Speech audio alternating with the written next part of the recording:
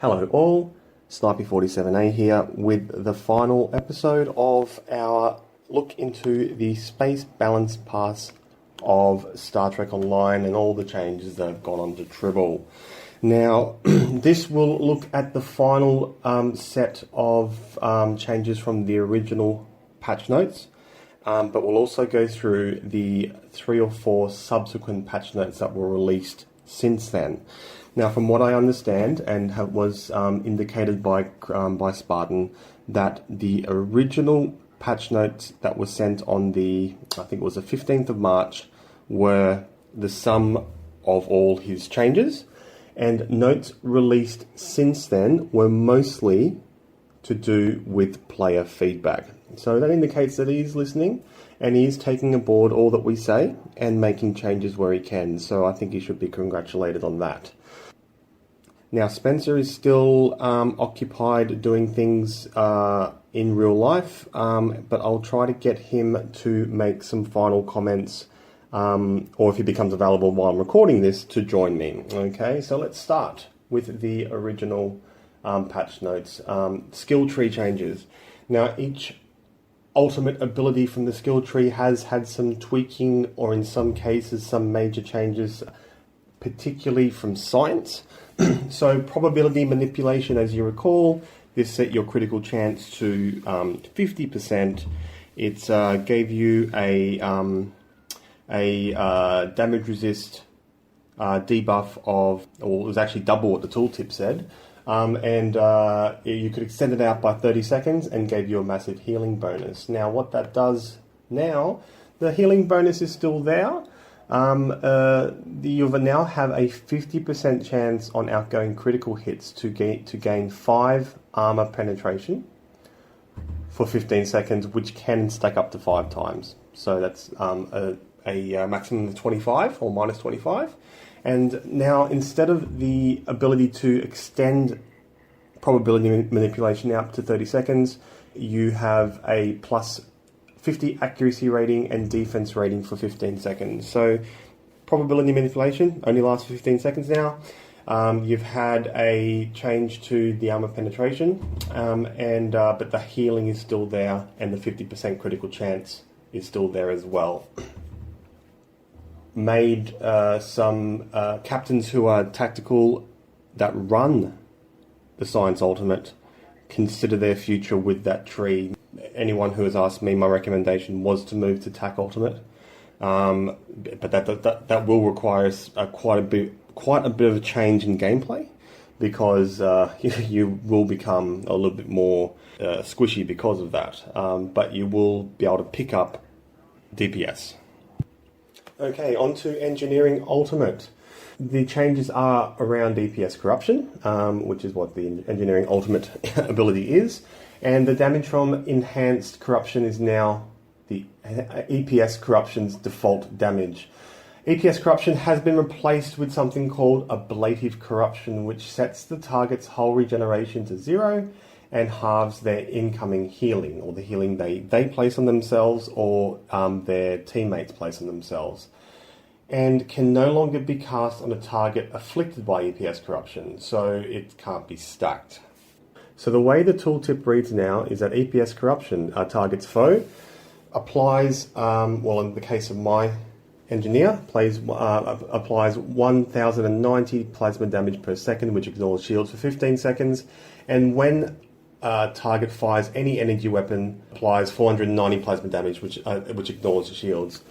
Weakening Corruption is another one element of EPS Corruption. When target fires any energy weapon, minus 3.5 all power settings for 4 seconds.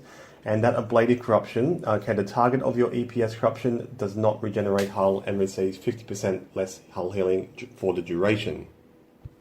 And finally, Focus Frenzy from the TAC tree. The changes as per the patch notes. This buff can now be gained by firing projectile and energy weapons. Okay, so I reckon that's a good change. The bonus damage is now only weapon bonus damage, so it doesn't affect things outside of weapons like exotic damage abilities and that sort of thing. The haste bonus is now only 4% per stack instead of 8%, It's a pretty big change, that one. That does weaken that ability somewhat. And the cooldown reduction from Focus Reactions is now 1 second, but only has a chance to trigger each time you shoot the target. So let's have a look what the tooltip says. Focus Frenzy targets foe, so to self. When damaging marked foes with weapons, you gain a frenzy stack. So per each stack, a maximum of 5 stacks, you have 4% firing cycle haste. So it's a maximum of 20% haste. Like I said, that is a big one. That's down from 40% firing cycle haste. Now with Frenzied Assault, you gain 8% weapon bonus damage per stack. So that is a 40% damage increase, affecting both torpedoes, mines, and energy weapons.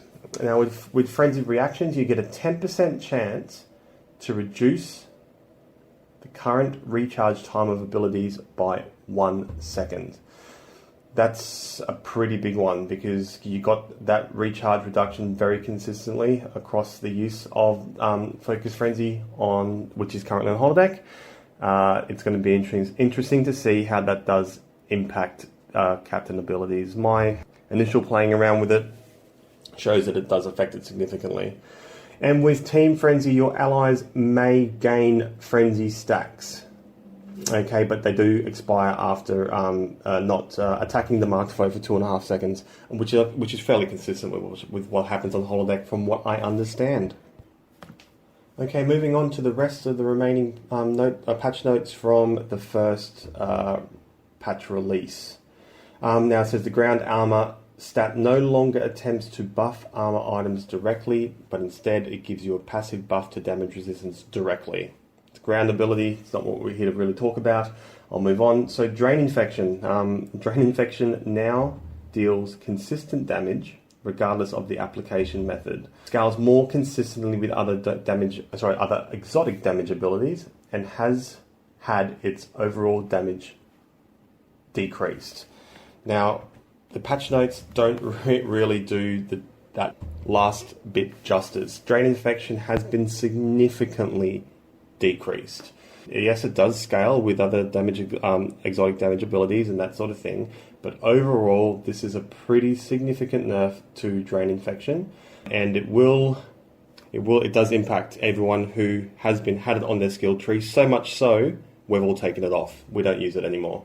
It is for one reason, because of what the ability has turned into, but two, because we do now need that point in the skill tree for other things more urgently, at least from the tactical perspective, like putting in points in hull plating and that sort of thing. Now, Control Amplification from the skill tree has had a change to its damage resist debuff. It now only impacts exotic abilities and control effects.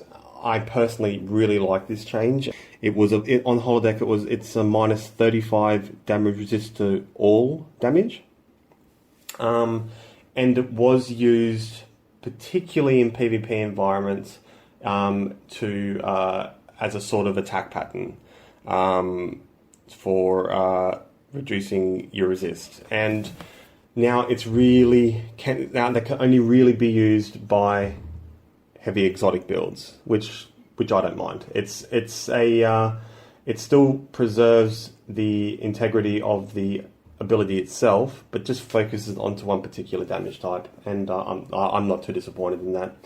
Weapon specialization on the tactical side of the skill tree now only gives 4% critical chance at 100 skill, down from 6.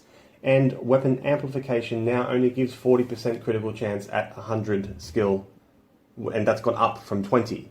So that is an increase and a decrease all in one. From a weapons amplification point of view, that does help significantly science and engineer careers that don't have innate Cat 2 damage buffs on their captain abilities, because as we all know, critical severity is a category 2 damage buff. So anything that gives more category 2 damage to science and engineers is very welcome. Now onto hull plating and ablative hull plating. It now gives physical damage buff when you have it activated. Welcome change, absolutely, on physical damage. Maybe it is a good idea to put that across the other two damage types that we can now see, which I mentioned in the later patch notes release, because now we're getting a slightly inconsistent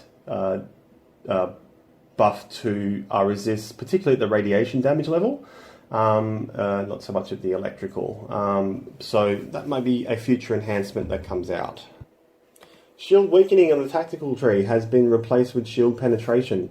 Now this basically just allows your weapons to ignore part of the target shields and go straight through to their hull, where it will be subject to the hull resistance of the target. 100 rating, you're looking at about a 5% additional bleed through, over and above the bleed through the shields naturally give. So on resilient shields, there's a natural bleed through of 5%, or the shield is 10%. So if you're facing a target with 10% bleed through shields, this will add another 5% if fully chosen.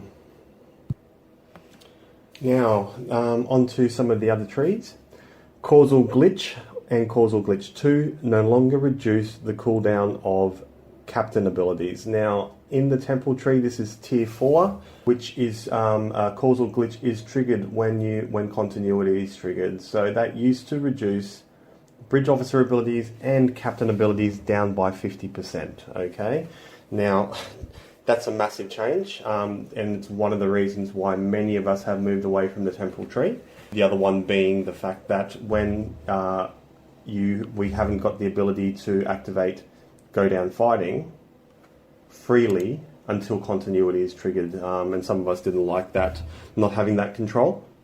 It has made us more vulnerable, obviously, and I think it's a choice that Spartan wanted us to make. And so far, our testing and approach to it all has been to remove abilities like immunity and like invincible and all that sort of stuff. So we still have control over our own GDF activation.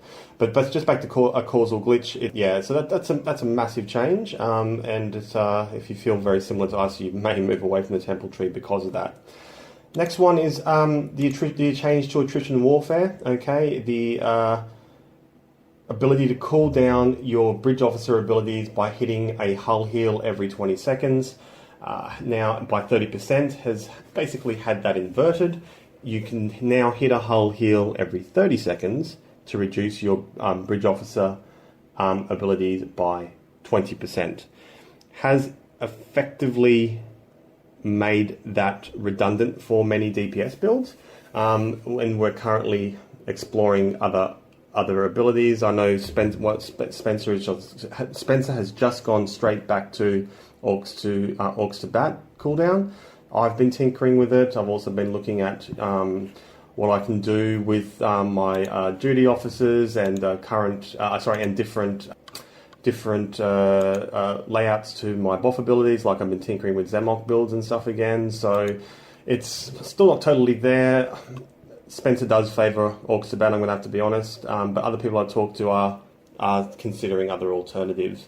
But all of them that I've talked to have moved away from Strategist for now. Entropic Rider, the proc now counts per cycle, not per shot. So that significantly changes that equation. Basically, Entropic Rider, from what I've seen from my own personal testing, has been reduced by at least 60 to 70% of damage. So that was on that. Now in later patch note releases, Spartan did change Entropic Rider to do more damage, and I'll go through that a bit later on. Temporal cross wiring. Okay, now this was a firing haste buff on the activation of exotic abilities, and it used to stack 5 times. It now has just a flat increase per rank. This is a pretty big change as well. It now just has so at 4% on temporal cross wiring 2 of firing cycle haste for energy weapons for 10 seconds. That is pretty much nerfs that ability to oblivion. I can't say I completely disagree with it. All the haste increases does sometimes make your ship stop firing and overloads your weapons firing cycles and stuff like that. Sometimes it doesn't, and you did see the full benefit, but sometimes it did. So seeing how it all fits together is something that we will be testing. Once we find out if moving away from the temple tree is the right thing to do, once we've figured out where to go after that, we may come back and see what the real impact is to all the haste changes around the temple tree. And finally, counter-offensive, finally for the trees anyway, counter-offensive now reflects a percentage of incoming damage and no longer reflects the damage type that it triggered. Now, this damage type was changed to electrical damage as the reflective damage, and its application upon a target, particularly within PvP, was fairly consistent when you were getting hit fairly consistently from weapons like Omni Beams and turrets, and it is quite high. Now, in subsequent patch releases, that has been fixed and has been balanced out quite well. But as of this particular release, it was causing a bit of trouble within PvP. And now we move on to general updates to finalise the summary of the first set of patch notes. Now, flight of targetable speed, or the flight speed of targetable torpedoes has been increased. Here's some footage of my Romulan fleet support shooting its targetable high yield plasma torpedoes, and as you can see, one moves significantly quicker than the other. The range at which mines acquire their target has been increased. Haven't really tested this at all because mines don't really get used. Now, the fleet support that can be summoned by Romulan and Klingons has been buffed. Now, from my testing, and it has been difficult to test this because the AI of fleet support is still as dumb as dog shit, but it is indications that I'm getting is that it has been increased by about 20 to 30%, but it still is not as potent as the Federation fleet support because of the Federation fleet support's torp spread from quantum torpedoes is just so powerful. So it still isn't what Federation has. Yeah, so I don't know whether that would have been on design or it was never even considered. But yeah, no, the Federation fleet support still has the winning fleet support. Now, the recharge time of target subsystem abilities built into science ships has also been reduced to 45 seconds to match what the bridge officer ability does now.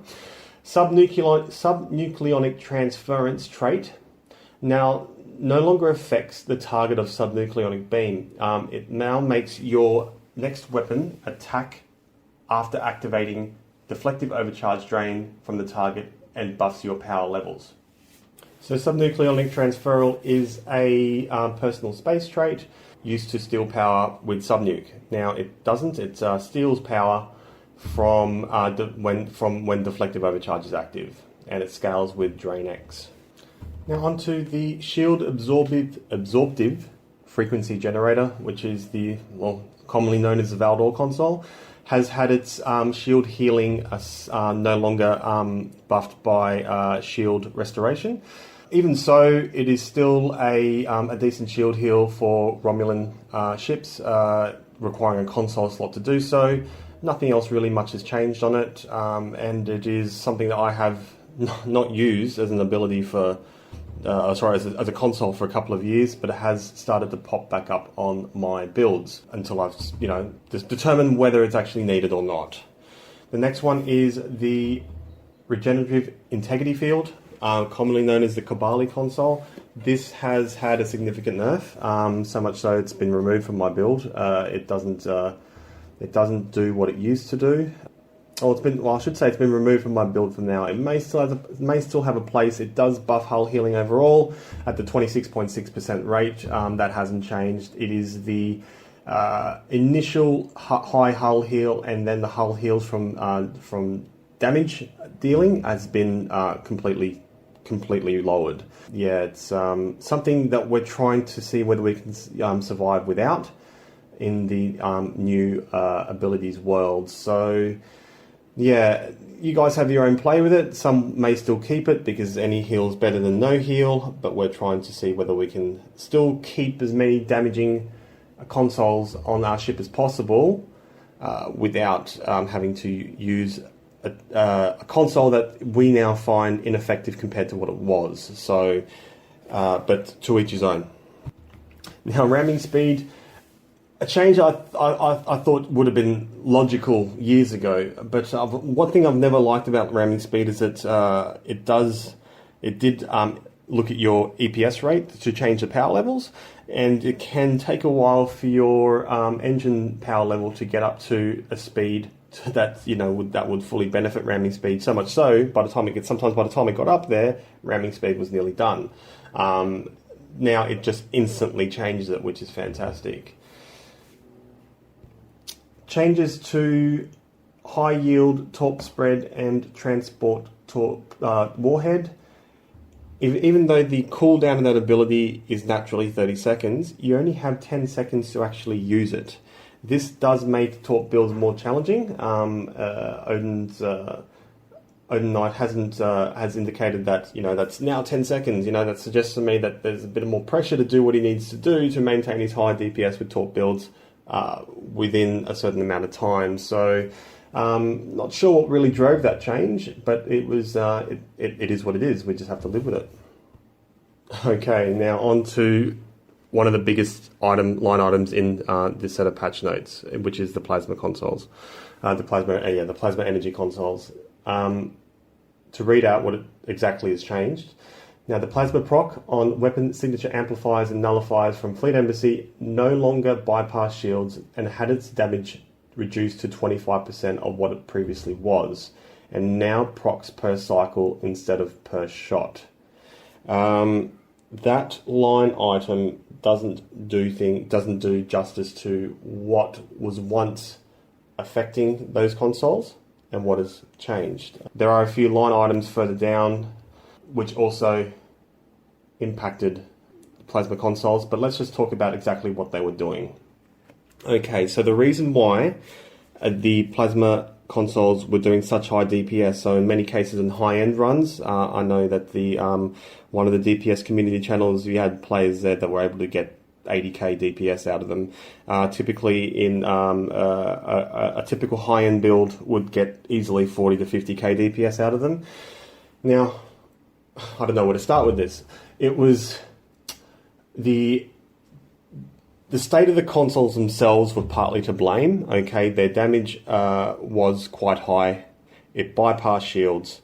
And it was something that 2 years ago, and if you have a look through my list of videos, you'll see that in the console's previous state, I requested and I drew attention to the problem that these consoles are and could become, and it's something that I've only ever done once, calling out for a nerf like that. I did cop a lot of crap for it, and I still do, because of what I was doing as seen as against the community. Now, it appears that the changes that have been made to these consoles pretty much reflects what I called for, not taking credit or anything for it, but it was the logical logical outcome for these consoles. But in terms of how long it's been around for now, it is a big nerf and has pissed off a lot of people. But what these consoles were doing, they were being buffed by things that were... They were being buffed by Tactical Captain's buff, Cat 2 abilities, which is okay, but based on a high base damage, maybe not. It was being buffed by things like Emergency Powder Weapons, which is in itself a Cat 2 ability. It was also being buffed, and this is not made clear by the patch notes, it was being buffed by the modifiers on your weapons. Okay, it does. And that interaction, that bad interaction between the modifiers on your weapons and the plasma consoles was one of the main reasons why it was significantly overperforming. So if you're attack build and you're running weapons with just all damage mods on it, damage mod is a 3% increase at final damage. So it doesn't It's not calculated lower in the damage calculation. That's significantly increased. The problems with fire at will were also causing the plasma consoles to overperform, because if you notice in any of your combat logs and had a look at what the attack rate or the attack figure of the plasma consoles are, or what they achieved, versus the attack rate of your weapons, and just do a simple calculation of what the percentage was, you would find that it wasn't a 2.5% proc with fire at will. You'd find it was more like a 15 to 20% proc with fire at will. So a lot of things, it was like a perfect storm of poor system interaction, and a ability to bypass shields, and that was a bit high at its base damage. It was a perfect storm of all of those that made it such a powerful console to have on your ship. The reason why I called for it to be nerfed 2 years ago is to save the playing community the pain of contributing so much of their resources into upgrading them, and then to have it nerfed down the track, which is exactly what happened.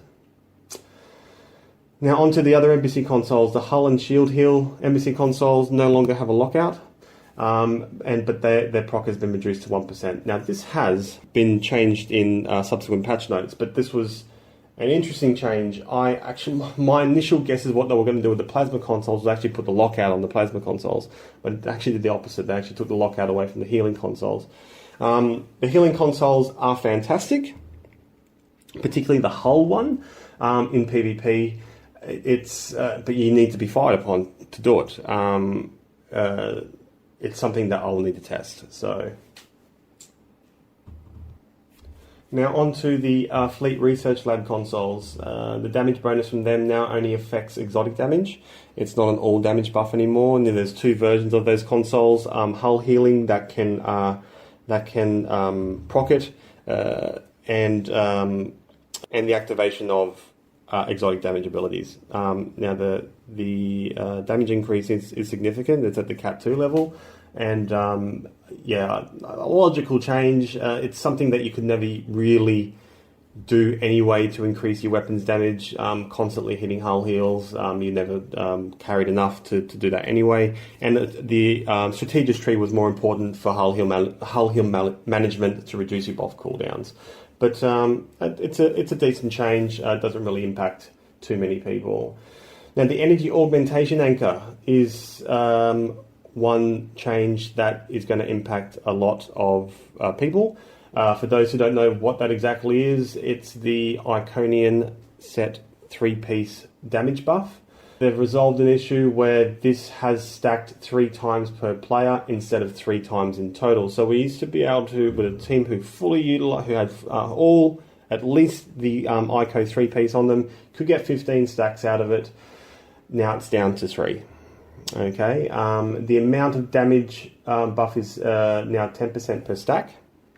It now only affects energy weapons as the damage buff, which I was under the impression that it always did, or was always meant to. So,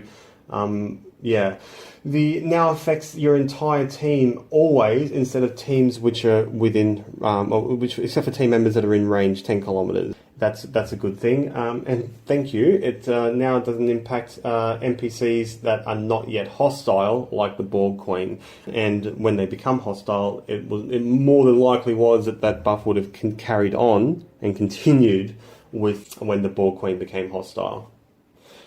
Moving on, the power buff from Power Conduit Link now, the Power Conduit Link proc now only adds 1 power per stack, not 2. That is the Mako Shield proc. So it used to add 10 power at 5 stacks, now only adds 5 power. The Molecular Reconstruction Beam now only deals half damage per players. This is a physical damage attack from temporal ships that were causing problems in PvP. The anytime entanglement singularity damage has been decreased, and it has been decreased significantly. It was a very heavy damager. Which is, for people who don't know what that is the ability that you get that's a clicky from the temporal reputation once you reach tier 5. So hopefully in maps like CCA, you don't see DPS from just that ability of 85, 100k or something like that. Next, the shared cooldown between activations of the fleet skill buffs has been decreased by 2 seconds. I have to say I like this one. It was frustrating that you activate a buff and you've got to sit there and wait for the next one to be activated. It's a good quality of life improvement. For those who don't know, in your Federation Starbase, where in the same room where you go buy your pets or ground weapons and that sort of thing, there's an NPC that sells buffs that increases all your stats of your tactical tree, your science tree, and your engineering tree, and at the elite level adds 10 to each of your abilities. It's something that I keep about 10 of per tree consistently in my inventory, so I don't have to go back to the Starbase too often. Next one's another big one which has impacted particularly tacticals a lot, which is the damage resistance buff that you got from the weekly research lab combat buff. It now gives a hit point increase of up to 20% instead of up to 40 damage resistance rating. And that means for tactical builds, because of that buff, we didn't really have any other stuff that gave us resistance on our builds, except for like the heals, like hazard emitters. So much so that when that buff was removed and you're sitting there anchored, you are in minus resist again. It essentially puts tacticals back to the way they used to be by making them a bit glass cannony, which has forced us to completely rethink our approach to certain builds, and as another reason that has killed off the threat meta, the DPS threat meta.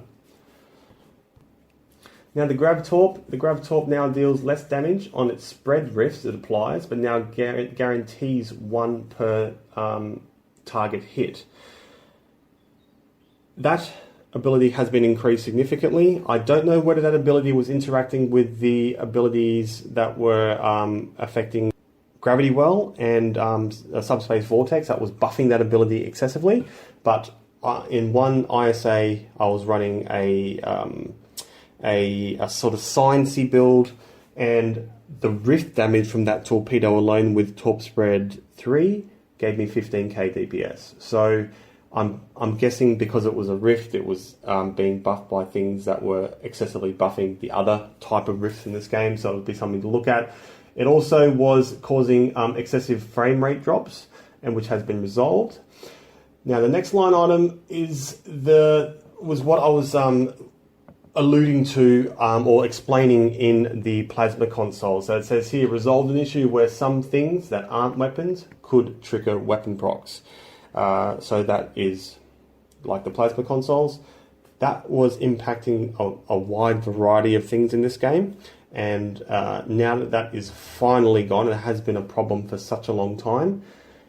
Yeah, it's going to look like it's been nerfed, but really, when you look at this sort of thing, they shouldn't have been able to be activated at that rate in the first place. So take that as you will. Now, the next one is resolved an issue where some things that aren't weapons, resolved an issue where that cause weapon modifiers to affect abilities that proc off weapons. Again, Plasma consoles is one great example of that. I don't think we'll ever truly know the scale of what those problems, what those interactions and the problems they were causing. But as you do move along through this new world of Star Trek Online and you do notice something that's a proc that's not doing as much as it used to, think back to these two, and it's probably the reason. Finally, thank you. I'm going to do a small little clap. Enhanced armor penetration now works with Fire at Will. Thank you very much. It wasn't for a while. What I didn't know is point blank shot not working with Fire at Will. I always thought that the point blank shot damage wasn't as much as the tooltip suggested it was. I didn't actually realize it was Fire at Will causing that. So that's an interesting one. Thank you for fixing it. Resolved an issue where multiple players could obtain more than 5 stacks on one target from the Coalition Disruptor proc. Yeah, that's... I guess that was always coming. You could never really get 100, which is... you could never really get to 25 stacks, so that's 5 stacks per player. But yeah, it was getting more than 5. So testing done by some of the DPS guys, apart from me, still indicate that coalitions are better than Pen. Not as much as it used to be, but they still are. Next is resolved an issue where that caused dual heavy cannons not to benefit from the innate critical severity buff that they have of 10%. That would disappear when you activate scatter volleys or rapid fire. Now, resolved an issue that could let players ever resist the power drain from firing a weapon. Yeah, maybe I was doing it by accident, I don't know. Without more information, I couldn't really say. But yeah, that's now been fixed. Now, resolved an issue that where some powers use an incorrect auxiliary power formula, and that would be probably affecting a lot of psi and temporal abilities. And again, without more information, it's probably not something that I can talk much more about. Now, resolved an issue where transport warheads damage and not scale up with damage buffs. Who really cares? It's still pretty useless. And then resolved an issue that caused Fire at Will to trigger weapon procs excessively. Ticking back to the Embassy consoles, they've fixed that. That has been a long-standing issue with Fire at Will. It's pretty much why Fire at Will has been the main the main buff ability used in this game when it comes to beams, and it's pretty much why one of the main reasons why cannons were not receiving the love from the players that they probably should have. Next, resolved an issue where some abilities were incorrectly being treated as hazards that are not hazards. Again, without more info, I can't really say. Finally, resolved an issue where the resonant transphasic torpedo would not do damage if it was when it was detonated if it was fired by the tailpipe torpedo, which is that thing from Star Trek Undiscovered Country that can sniff out cloaked ships. The issue with that ability in itself, the torp is just way too slow, and it doesn't really matter if it does damage or not now. Transphasic torpedoes in this game are pretty weak. So now onto the other patch notes. Because of the length of this so far, I'm going to cut down my analysis of the subsequent patch notes to only really relevant stuff that affects a wide variety of players. Okay, so on to patch notes that ends in 0.5, that was released on the 17th of March. Isokinetic cannon can no longer be used when your cloak or phase shifted. I have to admit I'm going to miss that one. I really liked travelling around Karat cloaked and teasing Klingon scum with an isokinetic cannon. Now, resolved an issue where enhanced shield penetration, the reputation trait from the Nakara tree, was to have 10% shield pen from energy weapons instead of 5. Next, thank you for not being able to cast subnucleonic beam through enhanced battle cloak. I haven't personally encountered that in the testing area on Karat on Tribble, but yeah, thank you for cutting that one off at the pass. Next one, prototype ablative Jevonite hardpoints. I've always hated how, yes, they do disappear when you die, and I've always not liked how you could not activate it if you're being held or disabled and under attack. So thank you for changing that. Intelligence Fleet it says here to display the incorrect, it was displaying the incorrect amount of shield penetration, but if you have a look on Tribble now, they've actually reduced by 5 the hull pen and shield pen of both Intelligence Fleet 1 and 2. So that's a nerf. Next, Feedback Pulse 3 was doing more damage than it intended, so they've scaled that back, thus putting the final nail in the coffin of the DPS meta of threat, and does take out some potentiality from science builds in PvP, which I'm not disappointed about whatsoever. And finally, the threat analysis matrix, that's the Hirogen Lobby console, now gives additional physical damage. Don't know too many people who have that set, but yeah, that's a good thing. Now on to the patch notes that ends in 0.6, which was released on the 21st of March. Due to player feedback, they have now increased the stack rate of Plasmonic Leech to 10 times. So the max that Plasmonic Leech will now give you is 7.5 to all power subsystems. They have also taken away, and I didn't realize that they could do this. I thought it was the way that the two abilities would interact and thus cancel each other out. I didn't actually realize that they did this on purpose, because the fact that they could take it away means they did this on purpose. Now, Leech does stack with the Mako shield and the Klingon Honor Guard shield weapon power boosting proc to give you a total of 12.5 when the two are fully procced. I had to play with this. I got out the old Mark 12 Mako shield that I had buried on some ship somewhere on Tribble, upgraded it to Epic, went and had to play. Yeah, it can do it. The only thing I don't like about the Mako shield now, Mako shield's great shield. It's resilient. It's got a plasma damage reduction. It's great shield. To proc the power conduit link, you have to be shot at, and you don't. As an attack captain now needs to not do things to draw attention to himself, which is going to happen anyway with DPS people. But yeah, I'm not so sure. I'm not 100% sold on that one yet. I still think the Iconian shield is the best shield in the game. Its debuff scrubber can't be beaten. It does it every 10 seconds. Now they did in this patch notes increase the plasma energy console. Plasma explosion consoles. They are still not doing anywhere near what they used to, and they never will. Okay, we need to get over it and move on. It's been done. We need to accept that those consoles were doing extraordinary things. I've always accepted that the resources that I've put in those consoles have potentially got a limited life. It's you can't have a set of science consoles do DPS like that. It just doesn't fit it doesn't balance with the rest of the game. Who still want to use it and not give them up, you're only going to be doing about 30% of the damage that you used to, and probably not even that.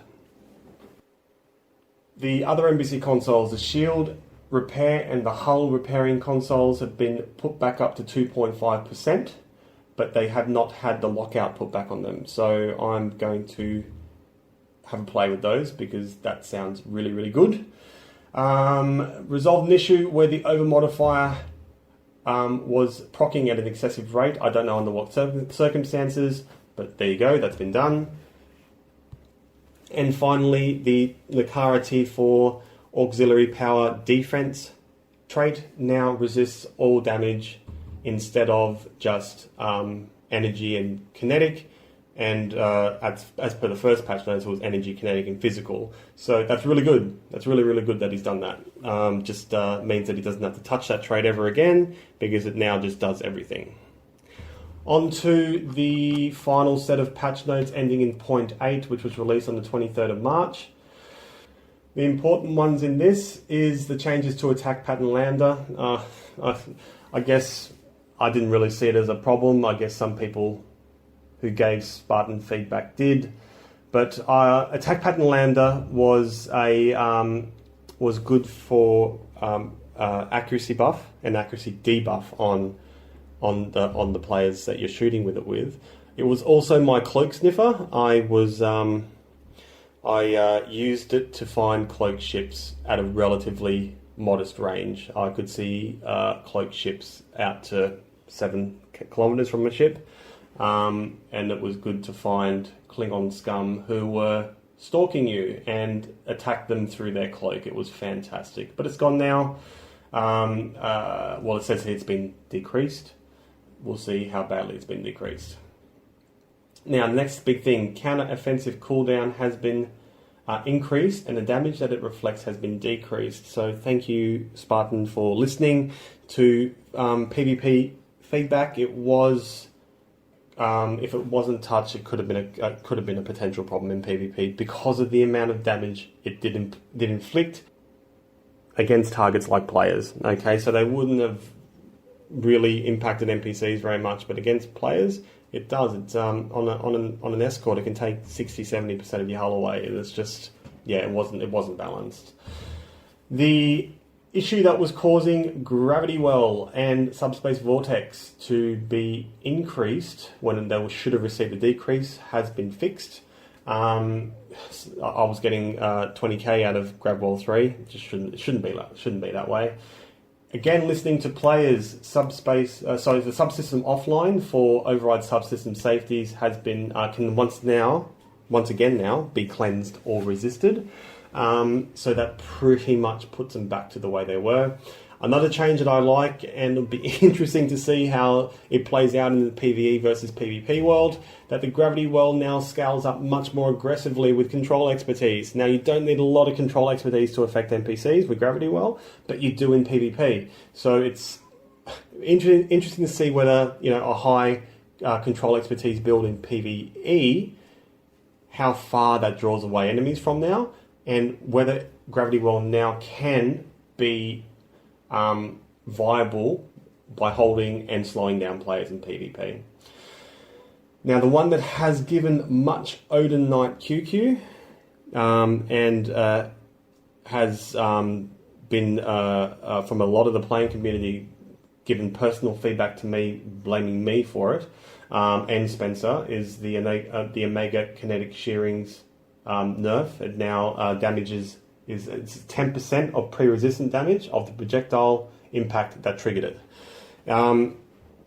Just on that, and Odin Knight's not going to be very happy with me for this. There are some players in this game that could get over 40,000 DPS from one space trait. I'm a torpedo scrub. I have got no idea about torpedo builds, but I threw one together on Dribble and I got 35,500 DPS from it. It needed to be looked at least, to see if there was the potential of it becoming the next plasma console, where players would put resources into being able to achieve that and get high DPS from it, and then for it to be nerfed 12 months down the track or whatever. So, Aponte, who is also a very, very good Torp boat captain, in an ISA I was with him, was in with him last night. He achieved about 8k DPS from Omega Kinetic Shearing, where he typically achieves 18k, or so he said. So that's about a 50% reduction. Just over 50% reduction, not the 75% that you can just imply from looking at the percentages from the tooltip that's currently on holodeck versus what says here on the patch notes. Causal reversion, heal amounts have been increased. That's something that I do find very, very appealing. I did send a reply to Spartan to possibly look at the debuff scrubber length of time on that to make causal reversion a very viable alternative to having to fit hazard emitters as well to a PvP build, because it's hazard emitters has a full 15-second debuff scrubber, okay, and in PvP you need it. Causal reversion's only got a 5-second debuff scrubber, so maybe there's scope to increase that debuff. Continuities, healing has been increased. it is moderate. It's nothing to write home about, but it's welcome if for those who are still going to persist with the Temple Tree. Emergency powder weapons damage buff now only affects energy weapons. It doesn't affect things like the plasma consoles anymore, or things that aren't, or damaging procs that aren't weapon based. Okay, probably should have been that way the entire time. We're gonna have to get used to it. Miracle Worker's hull heal has been decreased slightly relative to the large increase that I have noticed on Tribble. It was I was just thought that wow, that's massive. It's relatively lower. To offset that, the rotate shield frequency resistance has been increased. So yeah, I don't think it's really hurt engineering captains a lot. Particularly because you didn't actually receive the initial changes from the first Tribble patch notes. So overall, from what you're getting on holodeck now, it's a much bigger increase. Made some changes to demolition teams, which I don't know, still makes it pretty. Demolition teams, I don't know, it's a very viable trade or not. Gonna have to ask Odin on that one. And finally, Entropic Riders damage has been increased. Yeah, it still doesn't put it back to what it used to be, but it does give another reason to not totally write. Thank you so much for joining me and Spencer on these 4 videos, although Spencer wasn't here for the last 2, but him and I will be getting together for a quick summary video to just briefly outline the key things that have changed from these changes. We might even do that after everything has been moved over to holodeck. Okay, stay tuned for that. If there's anything more that I find, I will make a separate video on them and I'll post them and let you know. Thanks guys, bye.